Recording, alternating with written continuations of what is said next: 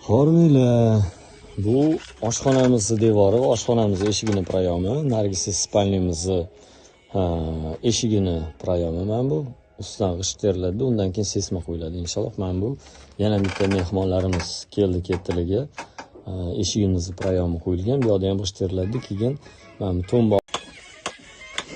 Bu tepa tomonidan ko'rinishi, men bu 2 metrga 170 hojatxonamiz, bu 3,5 ga 390 kichkina zalimiz, ya'ni xonamiz, mehmonlarga keldi ketdigi. Mana bu 5,5 ga 390, bu katta zalimiz. Endi men bu yoq tomonimizda lestnitsa bo'ladi, prayom, mana bu hol bo'ladigan bo'lsa, bunisi oshxona bo'ladi. Mana bu yoq tomonimiz oyna va eshikni prayomini tepasida, bu bitta zalimizda. Hozir sizlarga ko'rsatmoqchiman chegaramizni. Mana bu ikkita hovlini chegarasi. Bu отдельно bunisi, mana bu nargisi.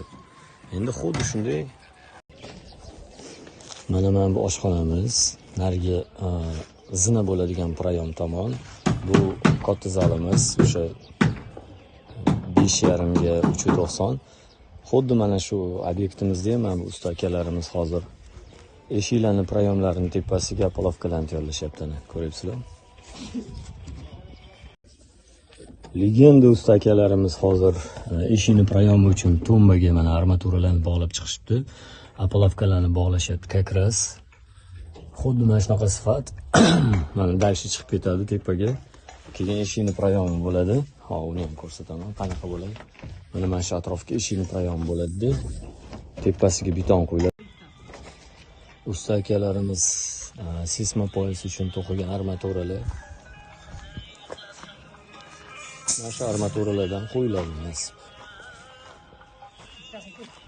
Mana shu obyektimizni tepasiga sesma poyas qo'yilishidan oldin mana shu armaturalarni qo'yib, apolovkalarni terib nasib. Bu obyektimizdagi ishlar. Bu o'rtadagi devorimiz qurilyapti. Assalomu alaykum ustakalar, hormanglar. Hormanglar ustakalar. O'rtadagi devorimiz qurilyapti. Nasib bo'lsa bu ham bitib qoladi. Chegara devorlarimiz уже bitdi, sesmaga tayyor.